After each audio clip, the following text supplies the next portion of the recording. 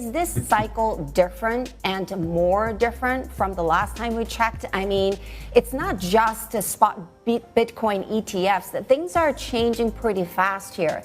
Institutions are piling in, and we're talking about the treasury companies for digital assets, not just Bitcoin, but also Ether as well. So perhaps this cycle, the whole bull bear correction cycle, is going to be different, I feel like.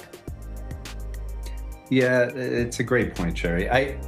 This is really about acceptance and adoption, and there's still a lot of people that doubt it. I will tell you that I get more conversations with people in terms of reach out from traditional fiat investors. I think retail has been getting in gradually since the ETF launch. You've seen that with the inflows.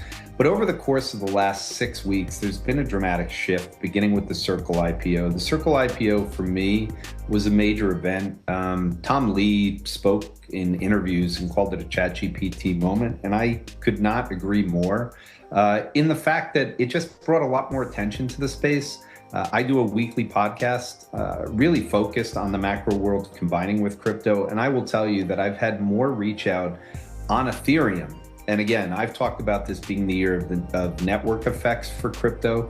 When I was on with you last time, we spent a lot of time talking about that. But I've been waiting for a period where AI would converge with crypto and with regulatory changes. And that's obviously what we've seen this year. And then last year was opening up more and more retail to it with the ETF products.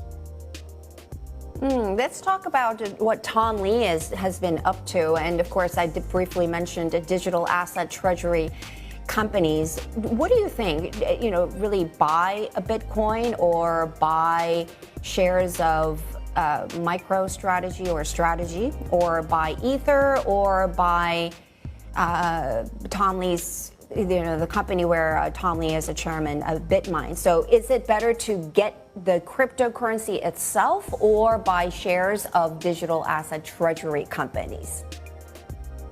I think it depends on the risk tolerance that people have. If they want more risk, they can go buy the treasury companies. I would stick with MicroStrategy in terms of Bitcoin. And I think since Tom Lee kind of has the first mover advantage in size in there, it's probably his route. But for people sitting at home that are getting involved, this is not a speculation to me. When this is exactly on the point of the public markets changing in the 2030s, I view the investment in first Bitcoin as being the S&P 500 of the future. I've said it repeatedly, I'll continue to say it. In a world where AI disrupts all businesses, every single business will be disrupted by artificial intelligence as we go forward. I just don't feel people have spent enough time on it. What Bitcoin represents is something which is outside the current system. It will continue to gain strength. I think on the last program, I said it would go above 200,000 this year. I still not only believe that, I think there's higher highs for it going forward. I think this is something that people at least need to focus on as a small portion of their portfolio, if for no other reason that I think from a standpoint of what is a certainty going forward, the current existence of the framework we have in capitalism is changing going forward. And if people don't believe it, they need to have some sort of a hedge. And Bitcoin and Ethereum themselves are at least combined a good way to do that. If they want to get in the treasury companies, they just have more risk, but I think they'll also work for the near term.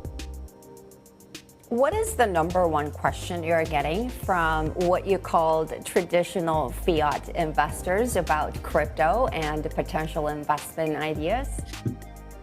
The number one question is, am I too late? So, which is an indication of people's fears of buying the top. So people are never going to put much money into it. I was on an interview earlier in the year with someone who hates it.